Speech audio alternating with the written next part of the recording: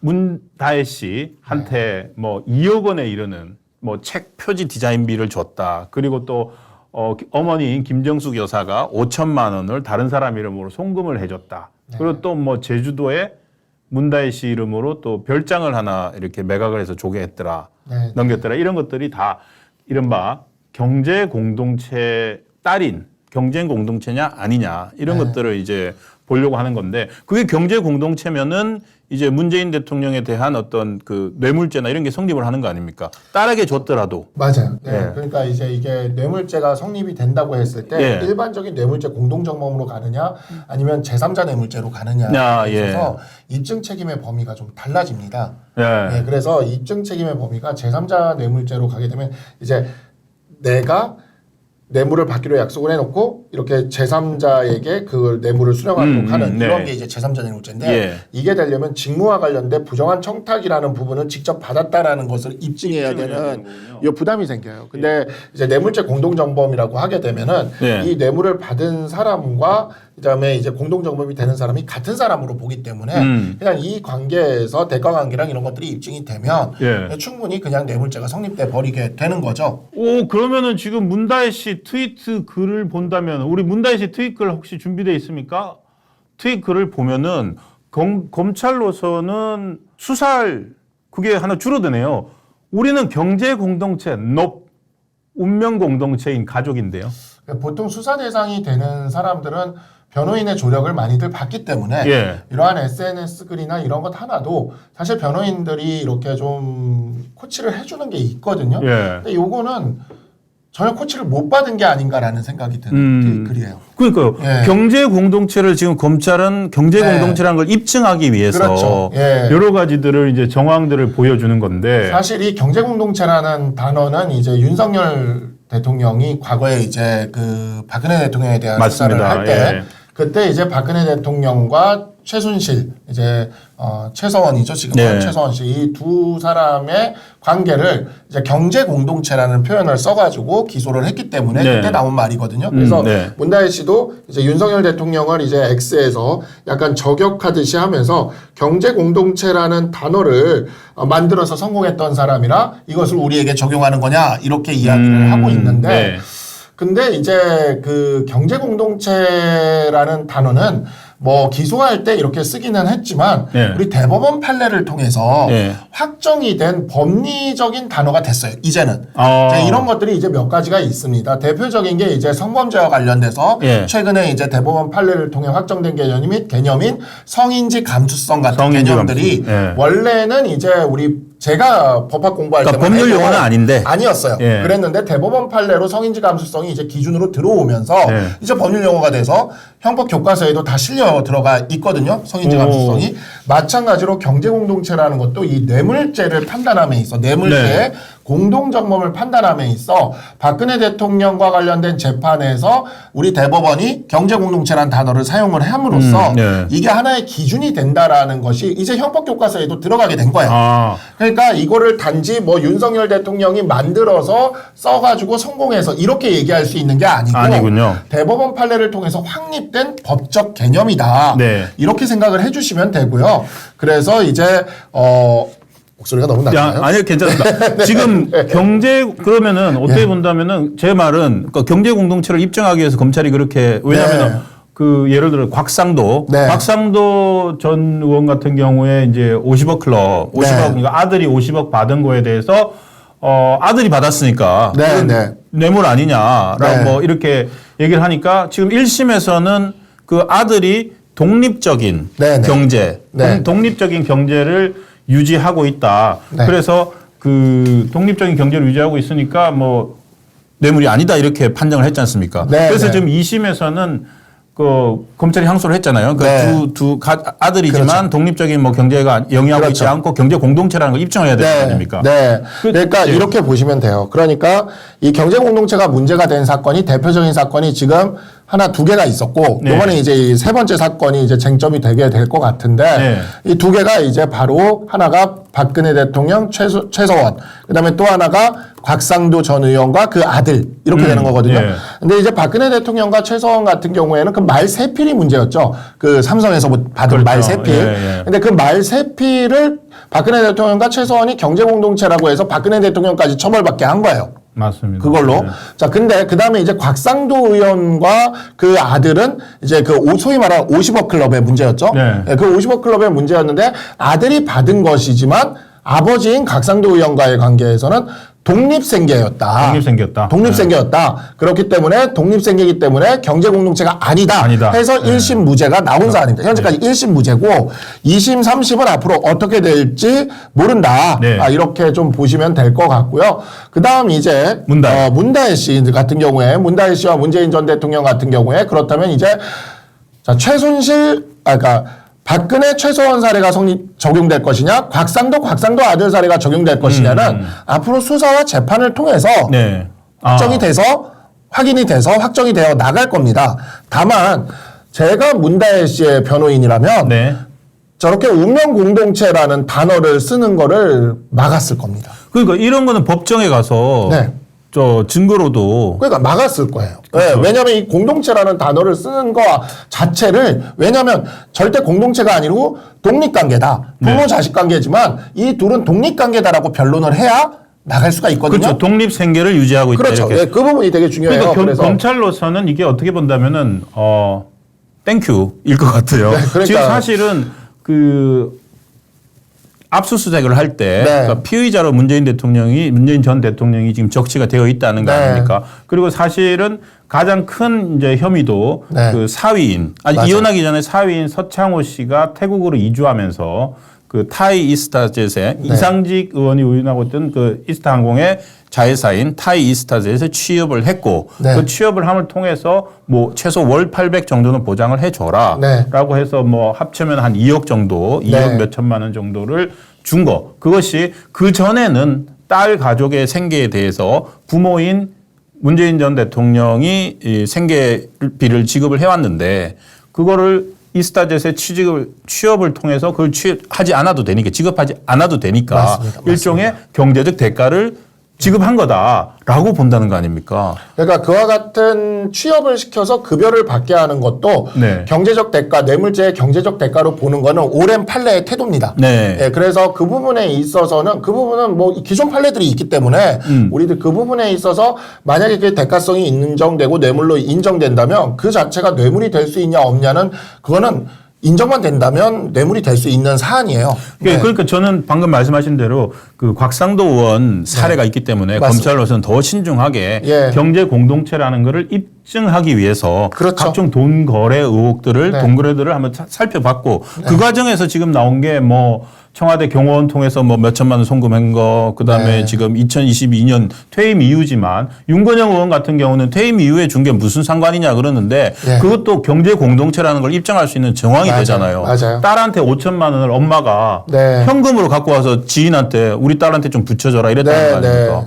그리고 아버지 책 냈는데 인쇄하고 관계없이 네. 별도로 2억 원을 또 딸한테 준 것들 네, 네. 이런 여러 가지들을 보면은 경제 공동체 그 공동 사업자 같아요 여기는 뭐 그게- 보면 뭐 평산 책방이니 뭐 이런 네. 것들 전부 다 거기서 하고 있잖아요. 네, 네, 맞습니다. 그러니까 이게 지금 이제 보면은 그 여러 가지 지금 뭐 거주를 같이 한 것이냐 아니냐라고 하는 거 네. 그러한 측면들 그 다음에 이제 경제적으로 있어서 계속해서 이렇게 어찌 보면 생활비를 지원받은 것이 아니냐라고 하는 이러한 의혹들 네. 이런 것들이 이제 보면은 경제 공동체를 입증하기에 되게 유리한 사안인 거죠. 그러다 네. 보니까 문다혜 씨가 지금 이런 식으로 이야기를 할 게 아니라 어떻게 이야기를 해야 되냐면 나는 나의 아버지와 그렇게 특별한 관계가 아니다. 관계가 교류를 한 적이 없고 우리는 완전히 독립적으로 살아왔고 맞아요. 뭐 이런 식으로 이야기를 해야 돼요. 그렇죠. 네, 근데 지금 이렇게 글을 올린다라는 거는 이거는 좀 약간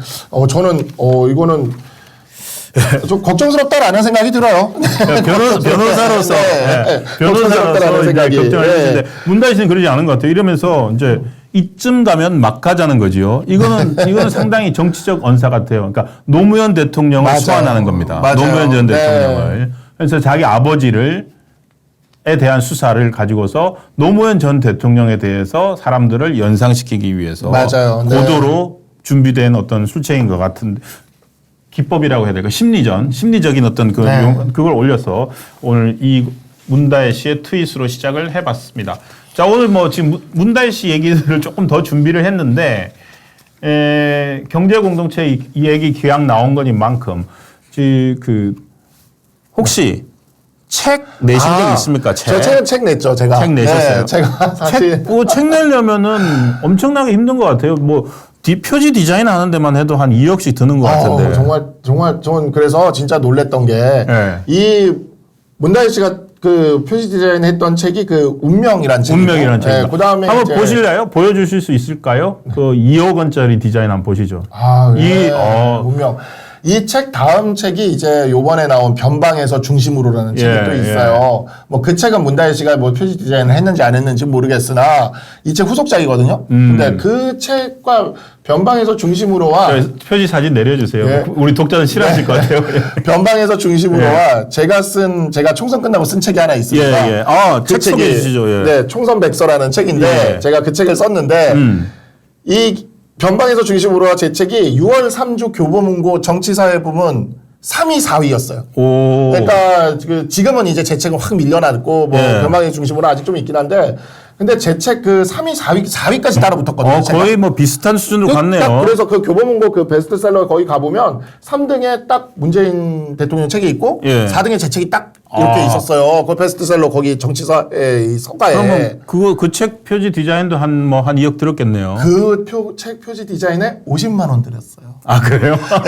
그러니까 여러분 이게 우리 책을 내본 사람들은 다 압니다. 책을 내본 사람들은 다 알아요. 아니 저 책 저기 표지 디자인 뭐 50만 원 아니면 조금 더 비싼 사람 한다 그러면은 뭐 최소한 몇백 수준일 텐데. 네, 맞아요. 저거를 2억을 줬으니까 저는 첫 번째 더 휴먼이라고 하던데요. 출판사 이름도. 출판사 찾아봤어요. 더 휴먼이고 그 출판사는 문재인 전 대통령 재임 시절부터 시작해가지고 문 대통령 관련 책만 냈어요. 문 대통령 뭐 연설문 그리고 문재인 전 대통령의 달력, 뭐 문재인 캘린더 이런 것만 냈고요. 그러면서 어쨌든 제 생각에는 문재인 대통령의 딸인 다혜 씨가 직접적으로 개입을 해 있고 그리고 지금 퇴임 이후에 평산책방도 딸이 그렇게 하자고 해서 했다는 거 아닙니까? 측근들은 하지 말자고 하는데. 그러니까 일종의 그 문다혜 씨가 갖고 있는 모종의 비즈니스 수단이었다. 아빠를 이용해서 아빠의 유명세를 이용해서 이 출판사 이름도 더 휴먼이에요. 그 뭡니까?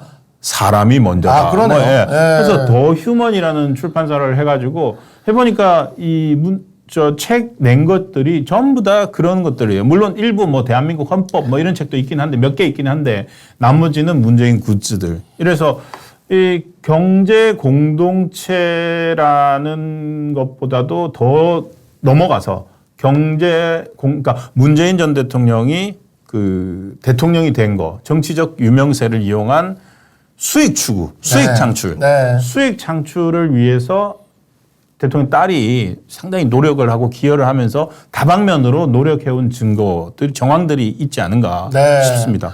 아니 제가 이 기사를 보면서 깜짝 놀랐던 게 뭐냐면 내가 고작 50만 원 표지에 50만 원 투자한 책으로 본인 책에 표지에 2억 원이 투자됐을 수 있는 책과 내가 맞서서 4등까지 붙었으니 나 너무 잘했다. 이게 느낌이 어떤 느낌이냐면 블록버스터 헐리우드 블록버스터와 경쟁한 한국 독립영화 느낌.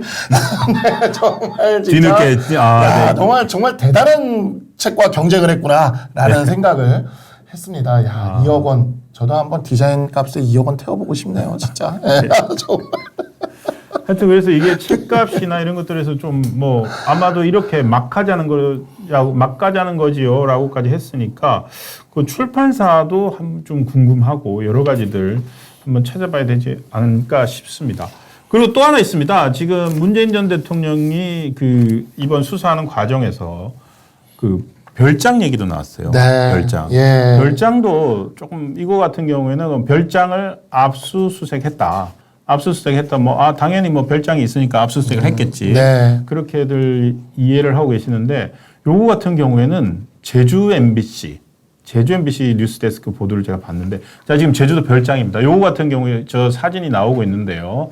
여기가 이제 그 제주시 뭐입니까?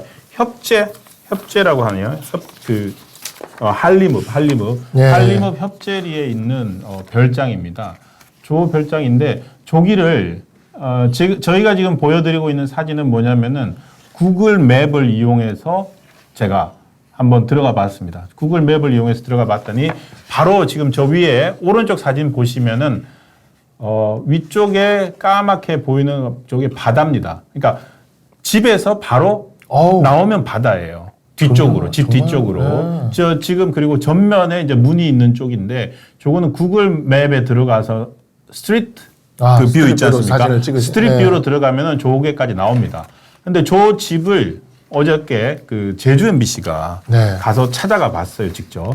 직접 찾아가 봐서 어떻게 운영되고 있느냐라고 알아봤더니 저 집도 펜션으로 영업을 하고 있었대요. 그러니까 이게 그래서 제주에서 에어비앤비 같은 거 한 건가요? 그렇죠. 그러니까 공유숙박을 했구나. 공유숙박을 하면서 지금은 저것보다도 훨씬 예쁘게 이제 바꿔놨습니다. 바꿔놔가지고 주민들한테 이제 그 제주 MBC가 물어본 거죠. 혹시 여기에 사람들 봤습니까? 하니까 문재인 대통령도 왔다 간 거 봤다는 사람들이 있고, 그러니까 문재인 전 대통령도 저기를 이용을 했다고 하고요. 그리고 외국인들도 왔다 갔다 그러고 한 달씩 살다 가는 사람들도 있고. 그래서 저 지역을 좀 더 살펴봤더니 전부 저기가 아마도 그 펜션들, 펜션 영업을 하는 펜션들이 저기에 타닥타닥 모여 있어요. 그래서 저희가 이제 바로 이제 바닷가로 나갈 수 있고 이래가지고 이것도 그래서 이제 지금 이제 제주 MBC 같은 경우나 일부 언론에서는 저기에 압수수색 왔다고 하는데 검찰 수사관들이 와가지고 압수수색 제대로 안 하고 와서 사진만 찍고 갔다 이렇게 얘기를 하더라고요. 근데 사진만 찍고 가도 되는 것 같아요. 저 집이 등기부 등본상으로 2022년에 문다희 씨한테로 넘어갔고, 그리고 현재는 그런 펜션으로 이용하고 있다라는 것만 증명이 되면 되니까. 그래서 저것도 경제 공동체가 아닌가. 이 부분들이 경제 수익 수단인 거예요. 여러 가지로 지금 엮여 있네요. 이게 그러니까 이게 독립생계를 유지해야 된다라고 방어하는 게 최선의 방어인데 그렇죠. 지금 너무 이렇게 경제적으로 다 이렇게 엮여 있으면 이 부분을 이제 방어하기가 쉽지 않아지는 거죠. 이런 것들이 하나하나의 증거들이 되는 거기 때문에. 근데 참 다양한 방법으로 매출을 이렇게 발생시킬 수 있는 게 길이 있네요. 정말 우리 국민들이 이러한 방법들을 잘 모르셔서 정말 경제활동을 하기에 참 그죠? 딸이 아버지가 됐고 저기 딸이 여러 가지가 나옵니다. 그리고 또 하나 의혹을 제기할 수 있는 게 있다면은 여기가 원래 송기인 신부 명의로 되어 있다는 거 아닙니까? 송기인 신부 명의로 되어 있었는데 저는 지금 요 펜션, 이 제주 별장과 관련된 여러 이제 지역 매체들이나 이런 데 보도를 종합을 해보면은 이게 송기인 신부, 문재인 정부 시절에 위원장이 과거사 위원장 같은 거 했던 분이죠. 이른바 인권 변호사인 노무현, 문재인의 어떤 그 후원자 역할을 했던 그 송기인 신부가 자기 개인 명의로 여기에 별장을 갖고 있었고, 주변 뉴시스 보도에 따르면 주변에서 2016년에 문재인 전 대통령의 딸인 문다희 씨가 여기 살았대요. 또 살고 있었대요. 그러니까 그때는 살고 있다가 아빠가 대통령 되니까 떠나더라. 차임을 지급했으려나요? 그 부분도 확인을 해야 될 것 같아요. 그러니까 그러면은 근데 또 당시 생각을 해보면은 당시 문재인 전 대통령은 아니었지만 실력자였거든요. 전 실력자죠. 민정수석을 노무현 전 대통령이 했었고 그랬던 것도 나오고 그러다가 2022년에 소유권이 딸한테로 넘어가면서 매매를 했죠. 3억 몇천만 원 주고. 그래서 이거는 또 일부에서는 신부가 개인 재산을 가질 수 있나? 그건 또 왜 그러고 있었지? 이런 얘기들을 의혹을 제기하는 분들도 그것도 그러네요, 있습니다. 진짜.